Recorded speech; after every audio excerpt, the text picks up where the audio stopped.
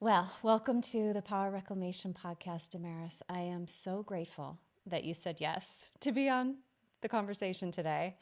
What I wanted to talk about is this Taoist concept of foreign energy.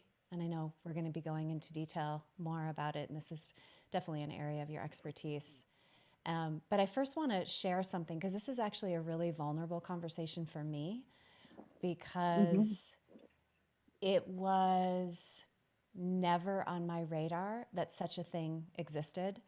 And I had moved here from Chicago to Boulder, and Heladia gave me your name, our mutual friend. And I came to see you because I was having what one might perceive as a trauma response, like mental instability. I was just feeling like dark thoughts Hmm. cycling through, and my energy was completely tanked, and I had a lot of self aggression. And I know I have some trauma that has that pop up, but I was lost. So I came and I laid on your table for my first session. And I will never forget this because at that time I didn't feel very connected to my intuition. Very kind of coming from corporate, pretty left brain, hadn't really been in my body. And I had this experience. My eyes were closed, you were working on me. And all of a sudden, what I saw was a dark, smoky energy literally come out of my solar plexus and just sort of leave. And the minute that that happened, I felt myself again. None of the thoughts were there. There was this quieting, settling back, and peace. And I had been in that state for months trying to figure out what was going on. And so I have Hmm. been with this journey with foreign energy for 20 years since then, like consciously working it. It continues to be a teacher for me. It has been a very terrifying place for me. And I wanted to have you on the show because I want to talk about what this is and really normalize that there is something else that is occurring in the unseen realms that does impact our psyche and our sense of centeredness and connection. So I thought maybe you could open up by talking about, from a Taoist perspective, what exactly is this concept or this reality? Yes, and I'm just going to say right up front, it's not just a Taoist perspective. The Taoist Mm-hmm. perspective is much easier for Westerners because it doesn't sound religious. Ah, Taoism is a philosophy, mm-hmm. and the reason that it's in Taoism and it's not in a lot of other kind of energy work is that Taoism names the kind of human energy. So when you're talking about Shen, you're talking about consciousness Mm-hmm. and your spirit level. And Qi is more your soul level. So this is in truly all major religions, at least, you know, the, the major ones, Mm-hmm. but has different language. So Right. Can I pop in on that? Because I sure, think yeah, yeah. shamanism calls it misplaced energy. But does Christianity and Buddhism have a name for this? Or, because, Oh yes. yeah. But when you start going into those names, people react badly. Yes. Okay. They call it Satan, they call it the devil. The reason Taoism doesn't use those names, but they call it evil.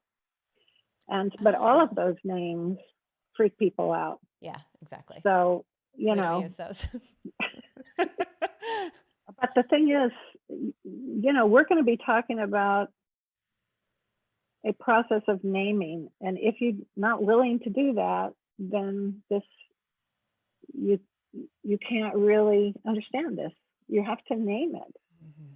The reason I coined the word foreign energy Oh, is because I want people to understand it's foreign to the human being. It's fantastic. foreign to the human being. Hmm. Okay, it's in our world, and it's better to call it that. We have, as a practitioner, you have to go further. There's four kinds of foreign energies that could occur in 4 different pla- places, and that's just in general. And then it can go deeper into your system. Mm-hmm. And it didn't used to, but Oh. in this century, it does.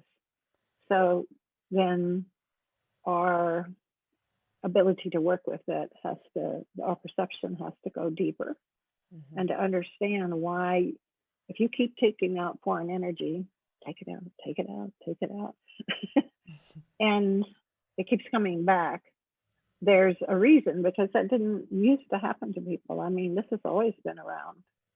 So Taoism for 5,000 years has named it, yes. Christianity has named it, Buddhism has named it, Judaism has named it, Islam has named it.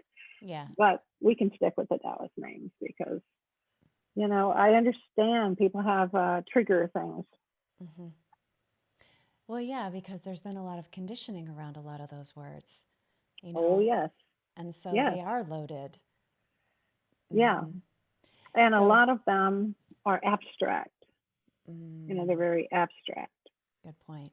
Yeah. Um, but what you experience, what you're talking about experiencing, no, that is not abstract.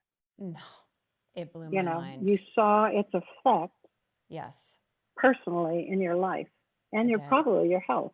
So I can't remember Absolutely. now. Yeah, It's yeah. been 20 No. years, but Yeah, well, I had to yeah. continually do it because in my case, something else was continuing to attract it and allow it in. And I have perceived that that was trauma in my system.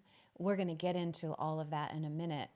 But Hmm. I think it would be, well, you tell me, I think it could be really helpful to talk about the 4 types. Um, but maybe that's too much for this conversation, and maybe you could just frame it Um, another way. we're not gonna. They come from 4 different sources, but they're all what we would call the world of darkness, Okay. as opposed to world of light. Now, this is not a dualistic. These are realities, and we'll talk about the reason this is not dualistic is because we are in a third position. So the centered human being, those are realities that we live in. So this is um, why centering is a foundational practice, Mm-hmm. always, no matter what we call foreign energy. So, yes, so let's just say that foreign energy usually affects our mind first, Yeah. our consciousness. Okay, so that's a And that's some kind, of the that's self aggression stuff that I was getting. an arrogance.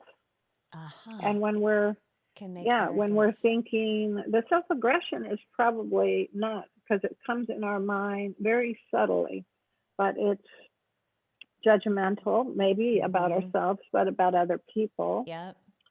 Um, it's where we have an elevated idea of us versus them. Superiority.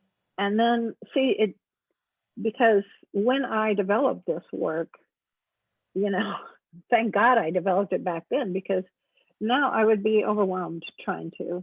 Because back then you could have one of these 4 kinds, and you might have 2. Today, you might start with 1, but within a day you'll have 2 or 3, and certainly within a week you'll have them all. Wow. It's They can like layer the like that.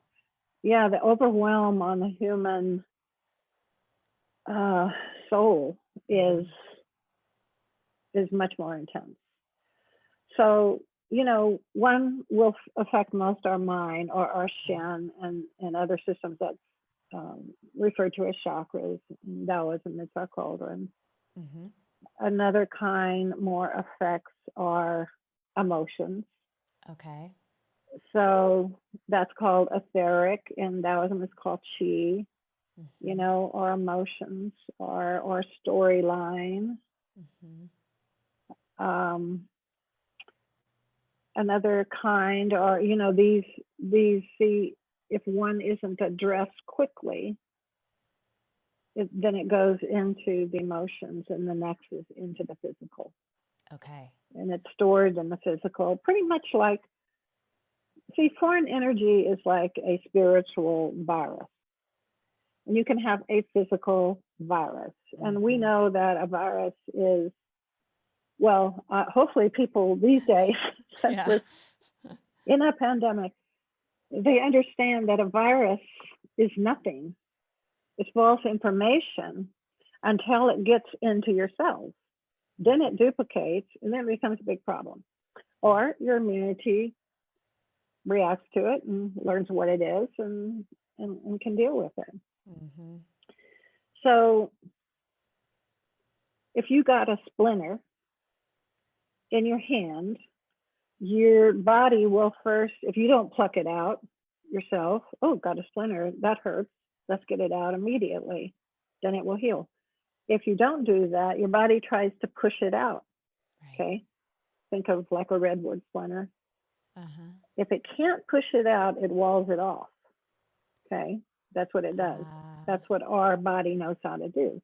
Mm-hmm. And so that it's not going to infect everything, and then it's going to send in a lot of white blood cells and stuff. That's why you'll have pus. And, you know, hopefully you'll notice that something is either going to break or you need to break it and get it out.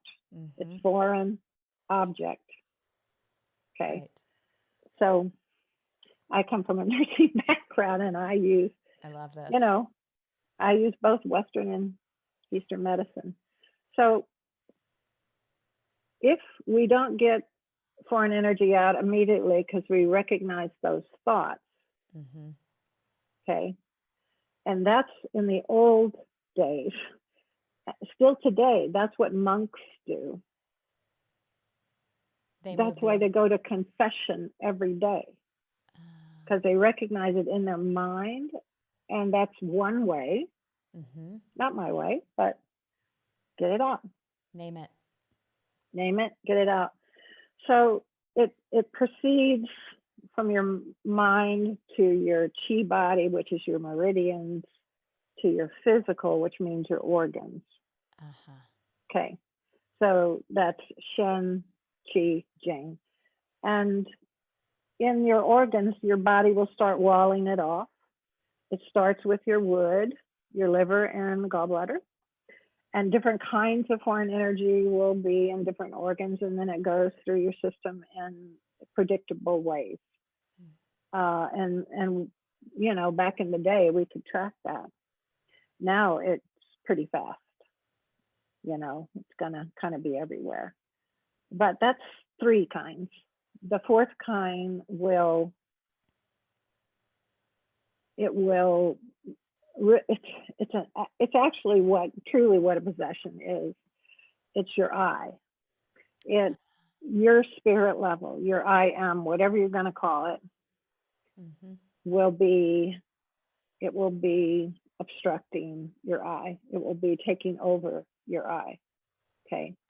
So that's, you know, people don't even like to think of that. And it's like, well, why would it do that? Because that kind of foreign energy is very potent, it's very prominent today. And it's about human evolution, our spiritual evolution being diverted. Exactly. That's been my You sense. understand? Yeah. 100%. So this I am, when it takes over the I am, can you say more about what actually happens for someone? Do they not feel their own presence anymore? Do they get stalled out in their evolution? Yeah, when that happens, they don't feel it emotionally or physically. I mean, those could be coexisting, but it could just be in their eye. I mean, today we can see that does happen. Mm-hmm. So it's, you know, all those intuitive thoughts that would be coming from your eye are distorted. Yeah. You know, and you know, if we want to look at, I mean, people that come to me, some people come because they know I work on foreign energy, and they go, I must have it. But a whole lot of people, and I'm amazed, you know, during this pandemic, I moved my practice home. I do everything remotely because I always did a fourth of a third of my practice, and people were other places. Yeah. But so it's all remote now. But I have so many people coming, new people, and they talk about a whole bunch of things, and they're always talking about foreign energy, but they don't know it because our culture doesn't name it. Exactly. It doesn't name it collectively for us. Mm-hmm. It names it in our epic movies. Mm. It names it in TV. Mm. All of these things. The young people, they're inundated with these stories of the human archetype and the world of light and dark. Yeah, so that's how we're naming it in the movies. Is it's like the polarity or the duality of light and dark, the villains and the heroes. Is that what you're saying? Yeah, Yeah. yeah, and certain principles of what the human has to do to sink in to a different level, not just the intellect. That's never going to overcome the enemy, is it? No. And not just physical power. That's never going to overcome the enemy because they have other powers, right? Mm-hmm. Even think of Star Wars. Star Wars is all true. It's just not about planets, it's about planes. It's about different planes of existence. Yeah. So I always look at Star Wars and all of those strange creatures and stuff, and it's like, yeah, Uh-huh. it's all true. And like Lord of the Rings. Why do we love Yeah. movies like that? Because they're based on a truth that we know deep inside. We know about the human archetype, Mm-hmm. us, versus our spiritual nature and our relationship to the world of spirit versus material and the world of darkness. Yeah. So we already know it. So that's why we're so engaged, but we have to bring it into our everyday life, Mm-hmm. Mm-hmm. which was the story of Cinderella. People have it all wrong. Cinderella. That's Oh, a same way. 900 BC story from China. But we've made it into a whole thing. But for women, it's particularly a women's story. But so it's about the unity of soul and spirit. So she meets the prince, and it's fabulous in that magical time. But at midnight, it's all going to change. Yeah, exactly. So she has to run away. So she understands this in her dream world, and say a woman in her psyche, but not in her everyday life. So it can be a movie, it can be Lord of the Rings. We see ourselves in all those characters, even the Mm-hmm. creepy ones, Mm-hmm. but we don't make that leap to bring it into everyday life. So only when she tries that shoe on in her real life, she brings that connection with spirit.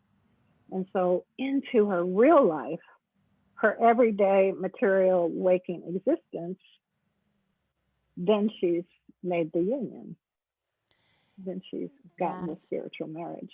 powerful. So that's really the marriage between herself and her spirit, her human self and her spirit Yes, self. her soul and her spirit. The Her soul is soul. her yin, and the spirit is her Yeah. yang. Oh, yeah. Okay. I love that frame with Taoism. Yeah. Yeah, yeah, So yeah. this is why it's so So you compelling. had a question. Did I just answer your You question? I hope did. You did. it And I have a really. thousand more. This was brilliant. So I love, I want to get to what's different now versus previous centuries, but not quite yet because I want to stay with what you just said. Just okay, so there's foreign energy can impact us in a number of different ways. It can be through our mind, through our emotions, physical, and then there's this other form which basically takes up our I am presence. We don't talk about this as a culture, but it's constantly being reflected back to us in our movies. And it's these hero and heroine's journeys that we're so drawn to because I think that is, the piece around how to work with the light and the dark because we all know it's everywhere. And yet, I think what I'd love for you to speak about next, you spoke to a little bit earlier, is that if we get stuck in the duality of light and dark, we're missing the key component, which you're saying is coming into human centering, which is actually abiding in our heart. If I've got that right, maybe you could add a little bit more to how you perceive the Yeah. expansion of polarity, duality. Yeah. It, through the lens of Taoism, let's say, because again, it seems to us to be more secular. It's not.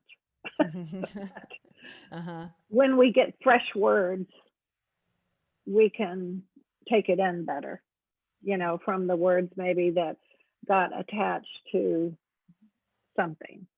It all depends. It's not any one religion that does that. Yeah. It's really, I think it's about family attitude and how we're raised and stuff. Mm-hmm. But so to understand that middle way, what centering is, if we look at the way Taoism gives us for, you know, how the world was formed and everything, it's always in poetry. So it says the Tao is the origin of the one. The one. The one created the two. So the two is heaven and earth. Okay. The two formed the three. That's heaven, earth, and human. So the Tao is unnameable.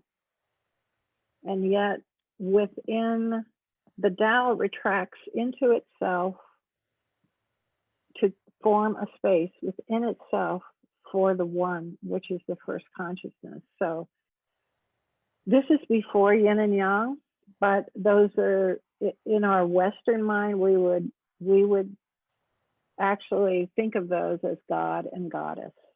Okay. Yeah. So the one is oneness, you know, it's the original oneness. And it has many principles. So if you're studying Taoism, you really look, it can always be put on the wheel, all the different manifestations of the one.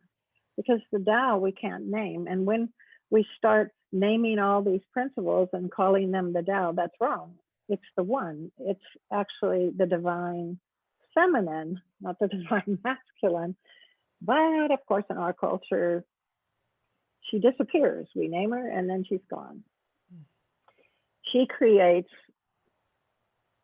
she's working within the Tao. So you can't ever separate them.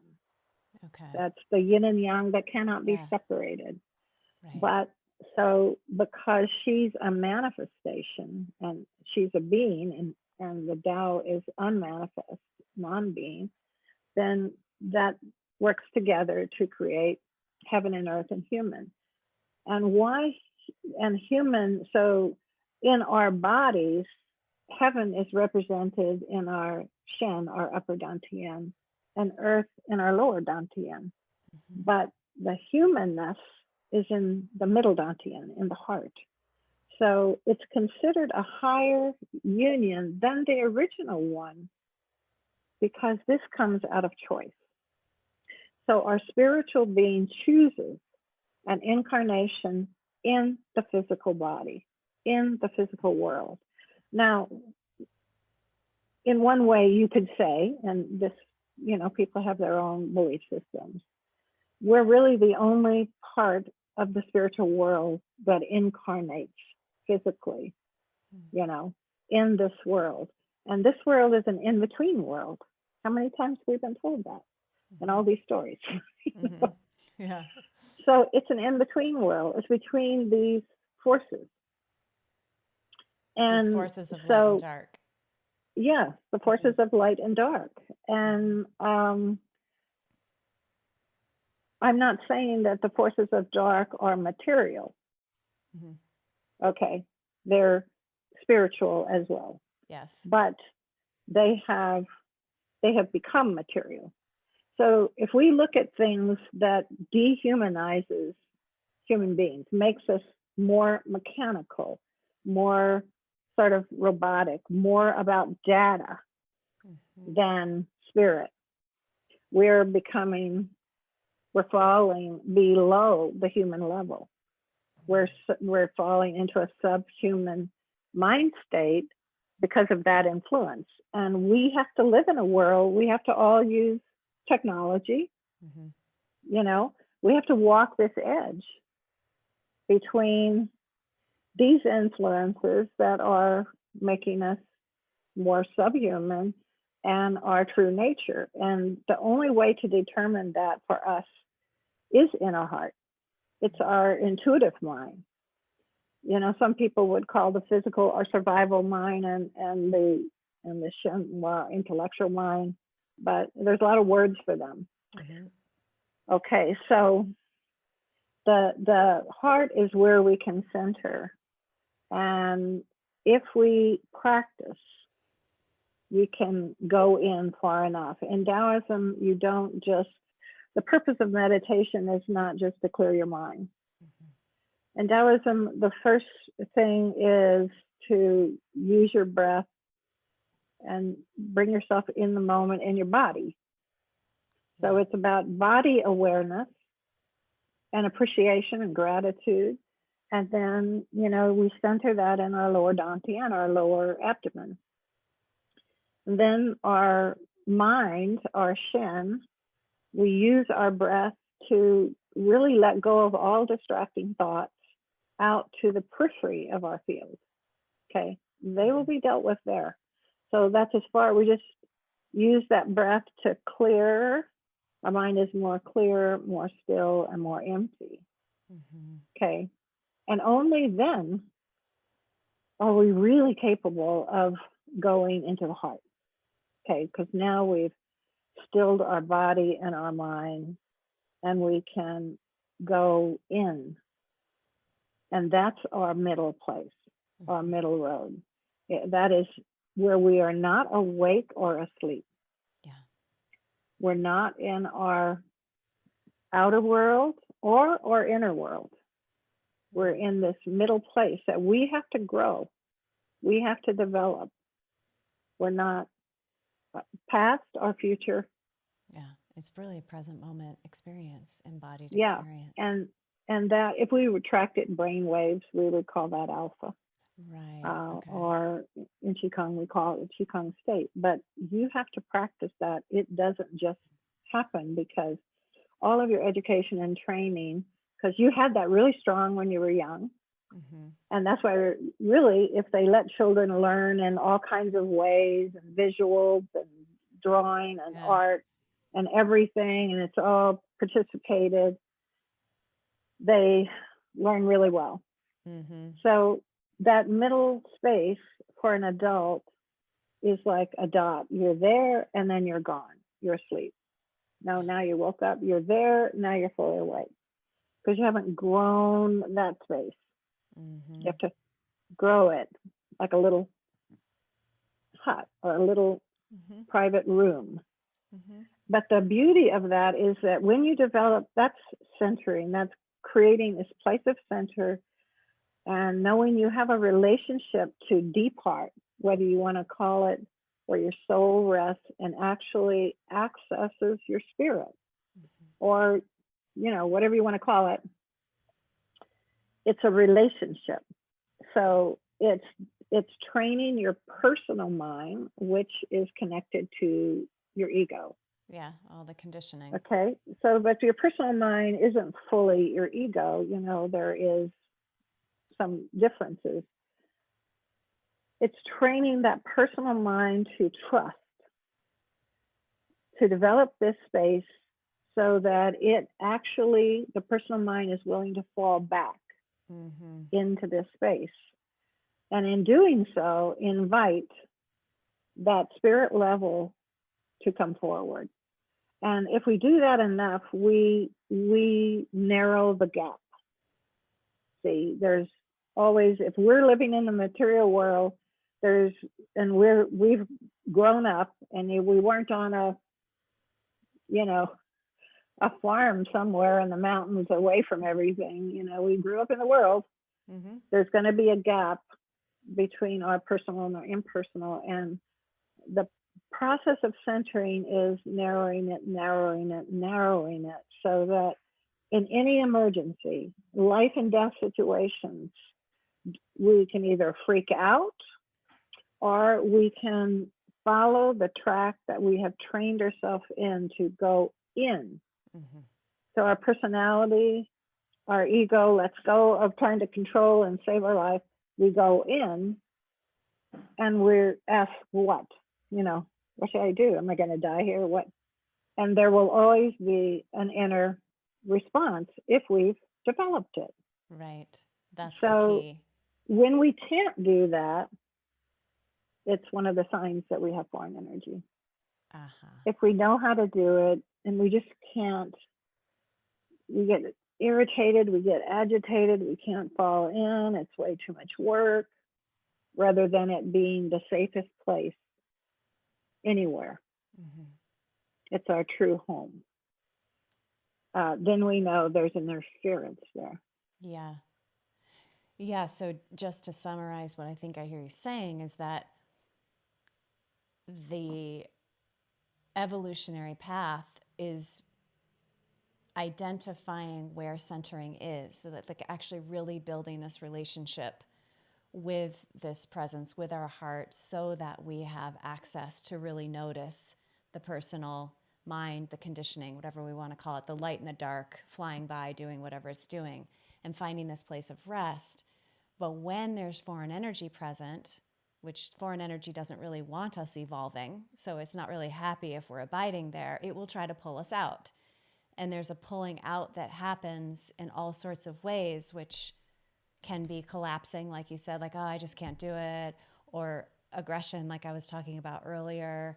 Can you share more about what you see as common places where people go that, you know, if they're listening right now and they're thinking, gosh, I've been depressed for a long time and I just don't feel good about myself, or I'm angry all the time and I'm just like, I can't really find love towards people, I can't access love. That feels like an indicator to me. So maybe you could say more for listeners about how you notice what could be foreign energy, and how do you determine whether that's your own psychology or if that's something foreign. Yeah, because we have our own emotions, Mm-hmm. don't we? Mm-hmm. But if our emotions can be stirred by foreign energy. And a lot of times the things we notice the strongest are not the deepest kind of foreign energy, you know, because if it was just our eye, then we wouldn't notice it in other ways. And we can be fooled, you know, foreign energy can come in all different manifestations. You know, but it always uses our emotions, it uses our thoughts, and it's really hard for the modern Western person, the way we've been trained, to say, are these my thoughts, or is something thinking me? Because we're just like, it doesn't, you know. That's so critical, though. You and I love sound that like language. you know, you need to be locked up. Right. Is something thinking me? But it's the absolute truth. Is something thinking me? Yeah. Is that thought really what I resonate with? Mm-hmm. You know, and today you can tell if you have foreign energy. There's every period of time, foreign energy has a particular quality to it. And the one word that would describe it today, this started in 2016, and we'll be here for a little over a decade, is divisiveness. If we keep thinking us and them, they are the problem. Mm-hmm. Us, we are the good guys. They are the bad guys. Or we're just judgmental about a person not making the choice that we make. Yeah. You know, about there being a right way, or even, for heaven's sakes, there has never been a science, and now there's the science, when in fact science is much broader than that. Science is open discussion and freedom to exchange ideas and what works, what doesn't work. It's not one thing. Mm. So it's just what separates us. And this started Mm. the first I saw this was 1970. And I can tell you a whole story. I was going to write a screenplay from this Ah, experience and call it Us and Them because it was a phenomena I had never experienced. And then over time, that's gotten worse and worse, but nothing like it is today. Look at our political mhm, spectrum. They've never been this separated. mhm. You know, people who are new to being, voters and citizens of their country, they might think this is the way it always was. No, no, no.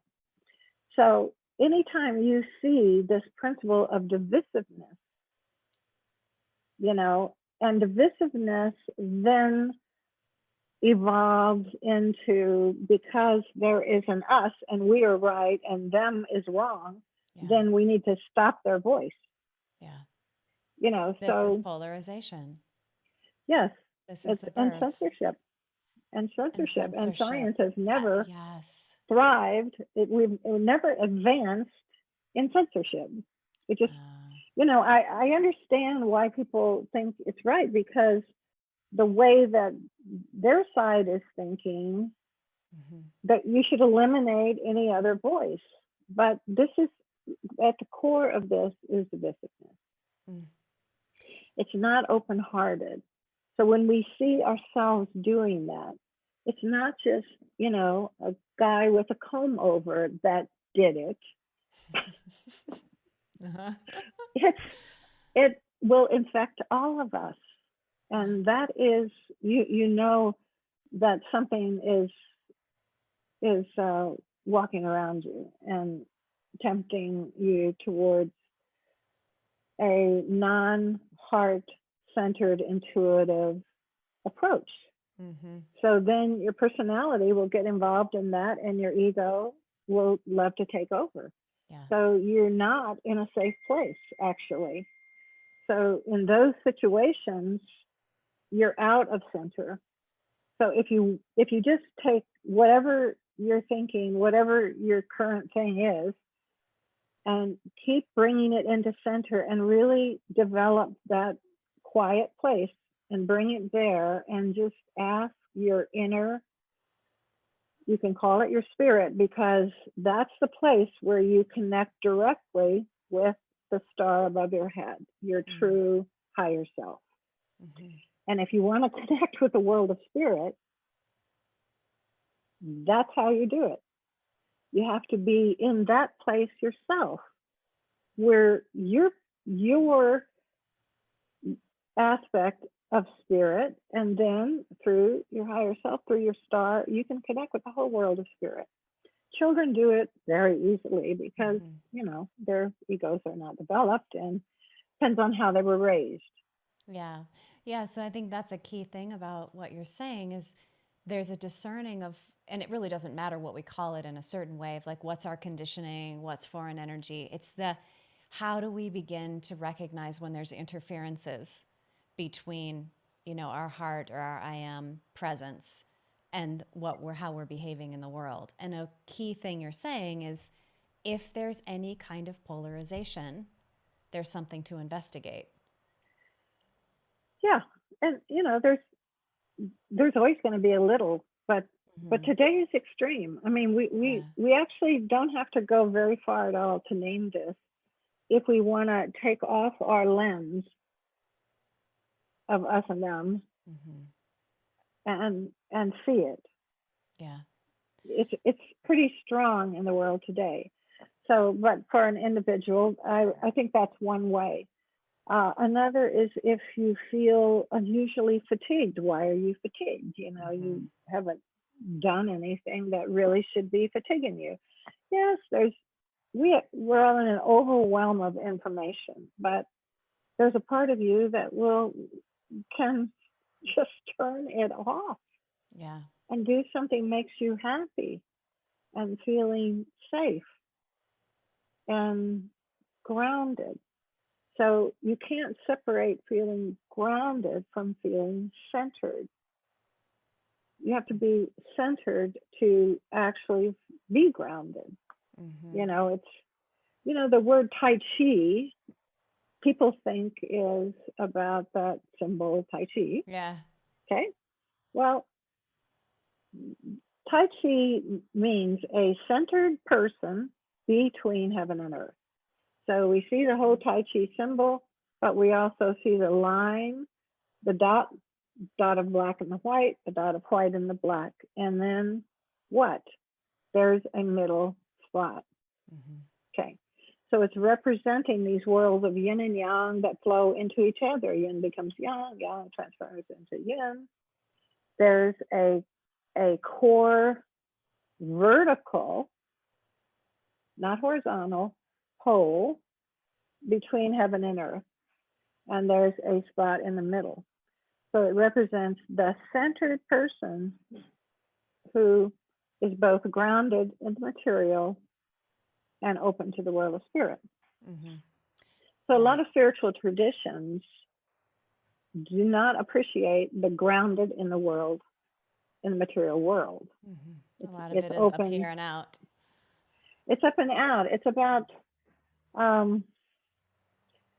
transformation and transcending the world. Mm-hmm. Okay. And there's going to be a time for that in our life, at the end. Yeah, right. When we're leaving our body. But the Taoist way is very similar actually to the original teachings of Christianity and many other religions. It's about transforming the material world through us. Okay. Yeah. So it means incarnating into your physical body fully. Okay. And again, you can't do that if you have foreign energy. Exactly. So I want to get to what do you do? First of all, we're talking about how you identify. And it's a really tricky thing because you have to have some kind of connection with center to know when you're off center, or to know, like, are these my thoughts? Are these other thoughts? But I also think there's something really powerful about,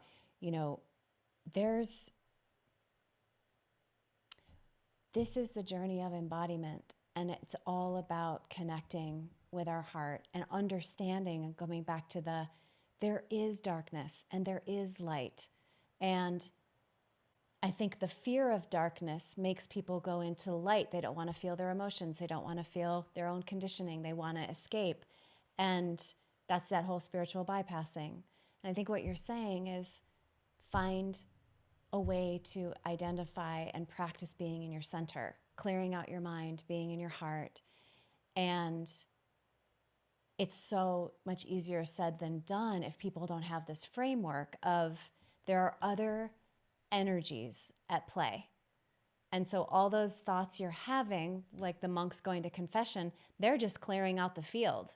They don't have that much material, other than sitting with what's happening in the collective mind. Right. They're not going to work and getting on the bus or whatever people do every day. Right.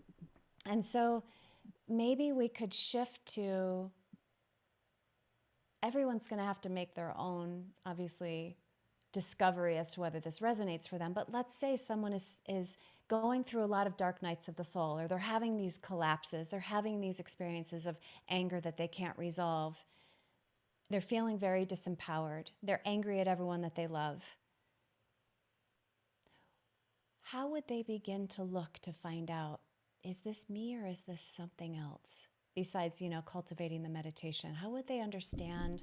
Well, they can bring the cultivating the meditation is a key way, because they want to bring that question to their heart, to center.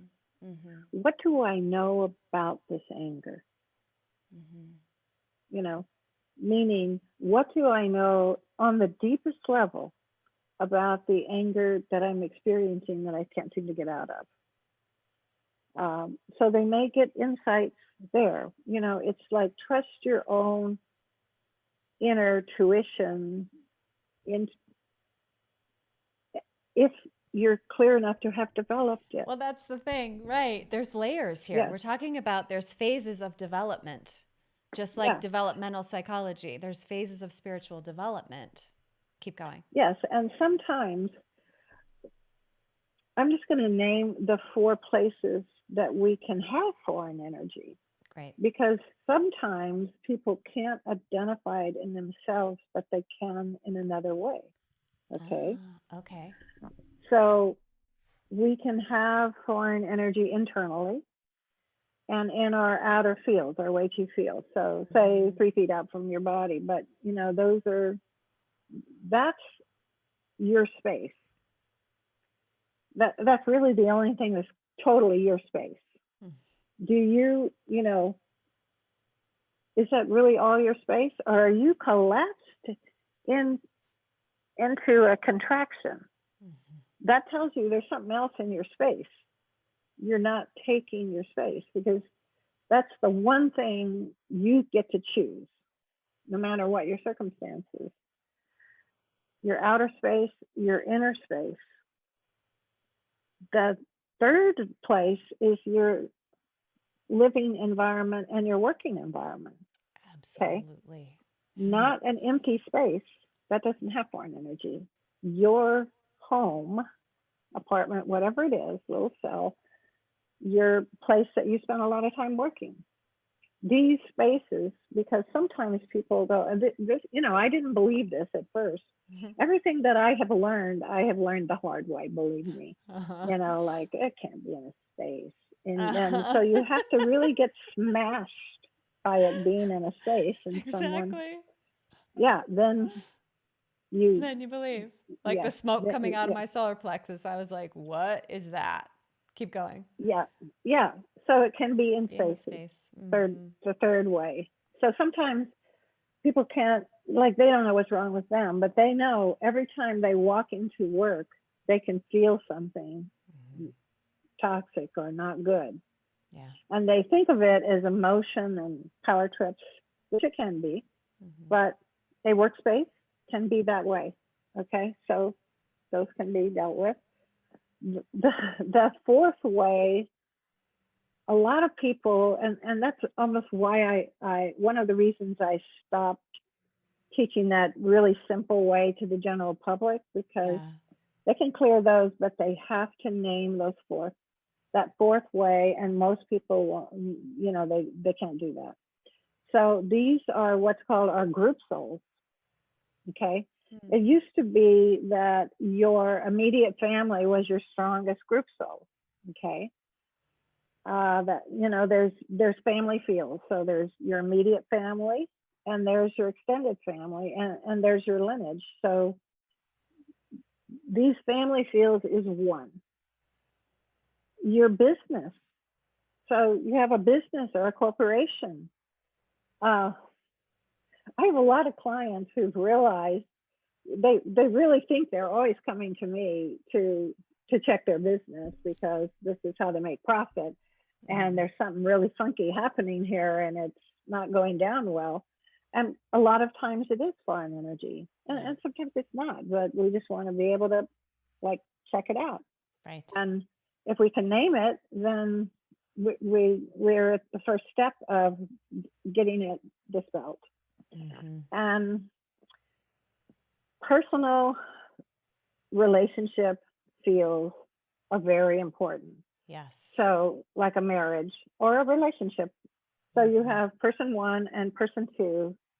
And if you're in a committed field, you'll have a field that is a marriage entity, whether you're married or not. Now, that field can hold foreign energy.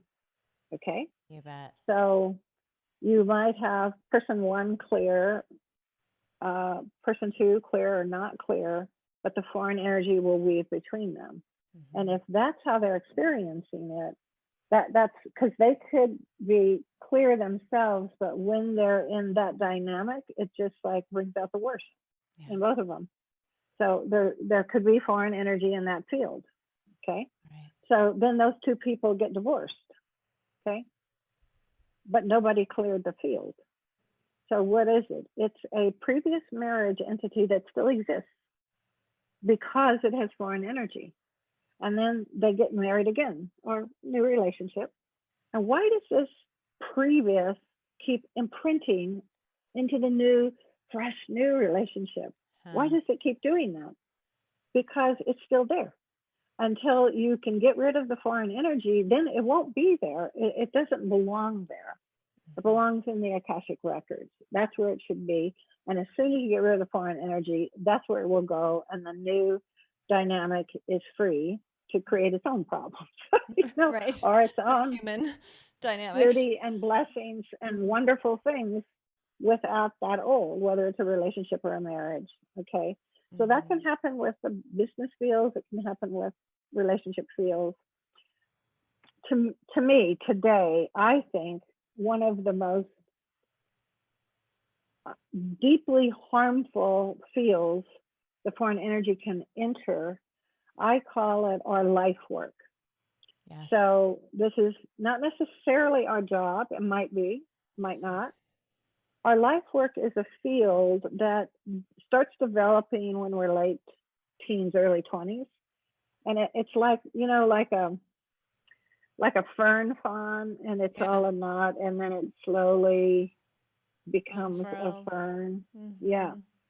So this field, for most people, it starts then. And so it kind of directs them, go, take this kind of college or post high school education or this kind of training. And you're working towards your destiny, your Mhm. mission on earth. Mhm. And that field holds that. And why it's still a group soul is because it's a group soul between your personality and your deeper self, your soul and spirit. And for some people, they know that early on. By the time they're 3 years old, they're remembering their destiny and their mission work, Wow. and you see it subtly behind everything they do from then on. But no one names it that way. Yeah. So think of that as a field. Now, what if foreign energy entered that field? Yeah, Scramble. yeah, yeah. That's really worse because today, I mean, we're all here because we signed up for something very intense Mhm. that is getting intenser by the day. Mhm. And if that field is affected, and that doesn't mean we're all destined to be, famous in some way or anything like that. It's just how we want to be able to name the reality we live in, our relationship to our immediate family, our grandchildren, our children, or just our friends, our pets, even, Mhm. our whatever our immediate field is, how we're going to name that work how we show up. We're all very unique. If you don't seem unique, if you don't seem any different from 10 other friends of yours, something is wrong. You're not. Mhm. We're all very unique on that deeper level. Yeah. Okay. And so when foreign energy enters that field, we are we are it affects us a lot. And Yes. what if two people joined their life work fields? Who that have scrambled? Yeah, well, that is the highest potential Oh, in manifesting. yeah, if they haven't Okay, been isn't it? scrambled. Mhm. Yeah. And if that life work partnership got foreign energy, Mm. you know, that's that affects us a lot too.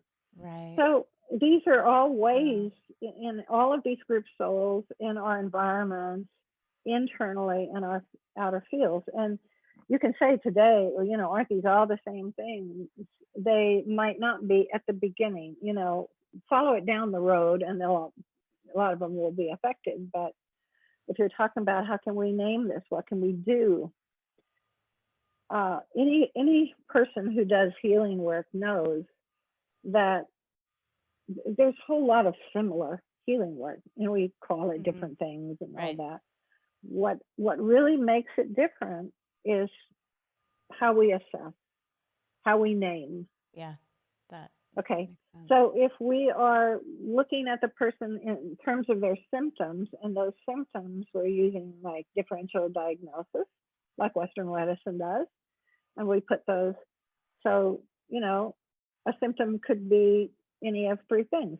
So you have to assess through differentiating what box this person belongs in. If you're Box of if you're foreign doing energy, that, or that's one kind of assessment. If you're really trying to, your whole purpose is to read the entire energy body, and that means foreign energy, and that means all of its patterns. Instead of just seeing all these patterns and this person is really messed up, seeing what's under it. So a person, a person who does energy work of any kind probably has observed that their naming process starts the treatment. yes. Okay. So if I specifically name this meridian problem, this sets of points, they have an entry exit block, whatever, before I treat it, the process has started. That's like quantum physics. Like Right. if you can name it, it's already beginning. And that is true for the common person who wants to name foreign energy. If you can name, this is what I have. I don't know, I don't need to know what kind, and Right. maybe I don't even know where it is, because maybe I've named that, maybe I haven't. But if I can name, this is foreign to me, the human being, this archetype of the human being that has come to hold a middle space, and it's interfering. Yeah. Okay, so that starts. Exactly. And it seems like, I think the key here, and I know we're just about out of time, is that you've been teaching is it a 4-year program or 5? How many years is it now? It's 4 years, 4 and then we years. have post-grad, which is Yeah. like a community. So it's like a 5th So year. beautiful. So Yeah. you have a depth of knowledge, and I feel so grateful because you're bringing kind of the deeper layers. And so for someone who is just hearing this and saying, gosh, I thought I've been depressed this whole time, or I feel like I just keep sabotaging my career and I don't know why, they may want to investigate this pathway of like, is this foreign energy? So what would they do? I mean, I know you have, I'm going to put your website in the show notes so people can find practitioners, but obviously they can explore it through your methodology. But is there anything we could impart to people who might want to start discerning this on their own? I mean, besides like do the meditation and really try to open up the field of your heart. But I have to say one more thing before you respond. I've been one of those people where my intuition was completely blocked. I thought it was trauma. Maybe it's trauma conditioning, but it certainly had foreign energy too. So it was very hard for me to hear my heart. And so I felt powerless, to be honest. And I just felt broken and fucked up because I just kept repeating the same things and I would keep getting stuck. So it wasn't my psychology. So what could we tell people in our closing thoughts about what they could do to start discerning if this is playing a role in their lives or how it's playing a role in their lives? Yeah, well, like naming, first thing, like this, naming means I'm open to the possibility. Yeah. I'm open to the possibility. And so here we look at different ways to approach it. And I'll tell you why I do the way I do and what I would suggest, what I'm going to suggest is basically prayer. Yes. I love that you're bringing this. So it's like whatever you name the world of spirit, however you do that, it could be practically nameless, but it's the higher powers, it's source, or it's the one, that means that you're asking the divine feminine. But the one is merged actually with this principle. When you say the word Christ, people freak out. But what it is divine love, light, and sound. Yes, So that absolutely. we can all relate to that as a power. So that and the one is merged together right now. And it's actually very strongly in nature. Um, Yes. so, but let's look at, because there have been ways in Taoism, there have been ways way back, go 2,000 years ago, um, where they, um, some of the oldest forms are called 7 dragons, 14 dragons. I used to do that a lot in the 90s until I developed, that's why I developed these other ways, because it's more a way that healers or acupuncturists in the Taoist tradition did it. And it works unless it doesn't, because you don't really have the protection. Martial artists have always done it in their particular way, dredging the chi field. It's about them and the foreign energy. Okay. So if you are in a system and you're doing it's you and the foreign energy, 7 dragons is supposed to awaken that thing in the person that pushes those energies out. And that worked great 2,000 years ago. And you can try it today. There's probably books written on it, but it's not the simple, direct way that we use, because you don't have the same kind of protection. And you have to understand that even though,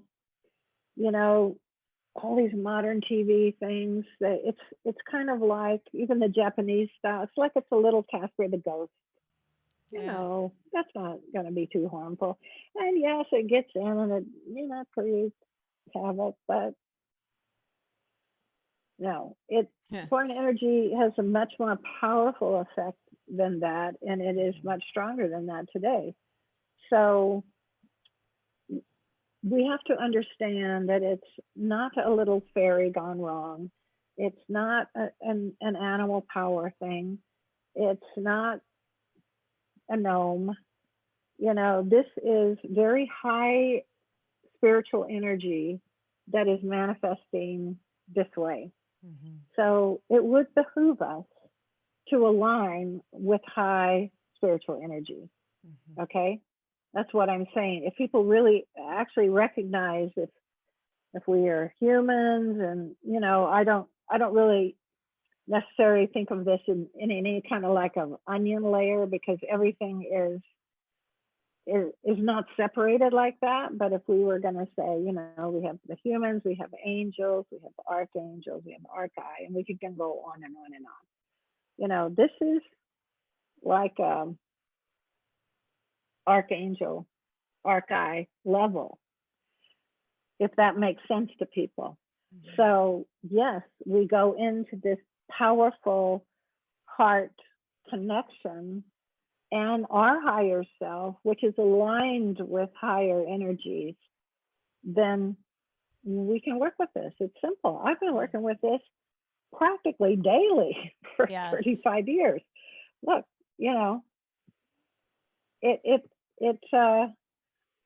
we're all going to get foreign energy occasionally. Today, we're all going to get, but I don't get it from work. I don't get it from working with people. That's not how I would get it. Or, it's because I always work in a very protected way. It's not just me against the foreign energy. Yeah, you're not alone. Yeah. But a lot of people do. And I have a lot of martial friends that do until they are hit by it. And then, they're asking me for help, because those ways don't work when it's already, when that has happened. So I think naming, really developing that inner place of center in your heart, where you're aligned with your higher nature and the higher nature of the entire world and ask for help. Make this a Yeah. real thing. You've named it, it's a real thing. It's just Mm-hmm. not just a concept, it's actually working with me. I'm aligned, I'm centered, and I'm asking for help. And I bet you could figure out a whole bunch of ways to do it. I Yeah. used to I used to train, my kids because I mean, Well, you know, you'd have to if you knew all it's this. it's something that children should know about. That's I why I've agree. taught in high schools Hmm. to help kids understand it's not all about you. There is this other Exactly. thing. Yes, it's so You know, important. do it, learn it early. Yeah. Okay. And as my kids grew up, they didn't always want me treating them, but they would allow me to assess before and after, and Uh-huh. they did their way. Yeah, So great. But there's the empowerment of knowing that it's something to even acknowledge yeah, exists. So I yeah, think that the last comment I'll make is one of the key ways that I've been working with it lately has been, I mean, the only way that's working for me right now is getting into the frequency of beauty and love. So I have to spend time in nature. And sometimes when I have the foreign energy, I feel almost like I either have the self-aggression or I'm in sort of a daze where I can't find myself. And so so it can be really hard, but I think that devotion to finding beauty, the frequency of that, or love. And so my partner now knows if it comes up, we need to make love. Like there's something even in just the energy of that, which helps move it. So I think there's unique ways, but the most important thing, I mean, there's a lot of important things you've said today, is just if something about this topic resonates, then the next step is starting to name, like build the heart connection, but also starting to name when something doesn't feel quite like you and believing that it isn't you and seeing what kind of resource, pray to be guided around how to work with it. And if people want to learn more, they can come to your website and explore how you're teaching about this or see practitioners that you've trained. sure, yeah. And you're working with beauty and love or nature. Like Mm-hmm. there is so much love and healing energy in nature today through Yeah. this manifestation of high spiritual energies that are here to help us Mm-hmm. because we are in a special time. Yeah. And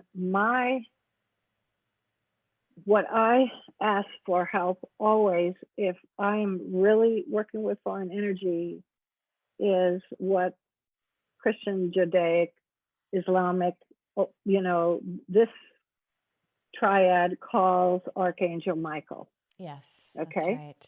And that is a spiritual being, a real spiritual being who is here to help us. Now, you don't have to address it that way. You could say, I want the spiritual warrior that is here for us, for humanity. Mm. What is it? Buddhists have their name for it. Mm-hmm. It's the sword. It's the ability to define what is me and what is not me. We're broad. Yeah. We are huge, Yeah. really. But um, in this, we're just talking about naming and what is prayer? What is prayer from our heart? How Mm-hmm. are we empowered to know that we are spiritual beings and personally we want to get rid of the layers that's disconnecting me from my own spirit and Yeah. soul Yeah. so that I can connect with the world of spirit through my heart. And um, yeah, and I would always bring in the warrior spirit that is here That's for great. humanity for this 500 years because I'm so this glad you is added when we that. need it. And that's Yeah. not my favorite shamanic tree or the lion. All these are wonderful shamanic things, Mm-hmm. wonderful. But this is different Yeah. because that's on a higher level and that's what is attacking us. The other thing I would say is, like in Taoism, we work with our field, and the edge of our field is a very specific thing, about 3 feet out ish. Mm-hmm. So we want to strengthen the edge of our field. Yeah. So, like the practice, the solar plexus bowl I may have given you Mm-hmm. long ago, Yeah. it's not only opening that, it's strengthening the edge of our field, because that has a unique intelligence that is a filter, and it filters out what is not conducive to our greater and higher good and brings in what is. So that doesn't mean we will never have foreign energy, because we will. At least we walk through a field of it, Yeah. you know? Well, those are And great tips. yeah, Thank you strengthen that. so much. So strengthen the field, call on a The higher edge of the power, field. the edge of the Yeah. field, and then also the spiritual warrior energy, whatever that might be. Just tune into something, whether it's Archangel Michael or even just a sense that there are beings trying to help humans come into their heart and live the middle path so that we can continue to evolve. Thank you, That Damaris. is faith. Yeah. Faith is not a religion. It's Mm. the belief that that level exists, Right. and they are there to help us, Mm-hmm. and we are part of it. Yeah. That's what faith really is. And it's a resonance. It's not a thought. Mm-hmm. It's a resonance that attracts that to you. Or the opposite will be fear and doubt, which will create a resonance field around you where nothing can get to you, even if it wanted to. It's true. Yeah. Yes. So I'll leave you with Thank you that. for naming that. Oh, thank you so much. It was wonderful to Oh, receive. There's like thousands of questions, so much more we could explore, but thank you for laying the foundation. yeah, no, it's my pleasure. I hope people can find a place that uniquely fits their consciousness and their story and their life to add this in. Me too.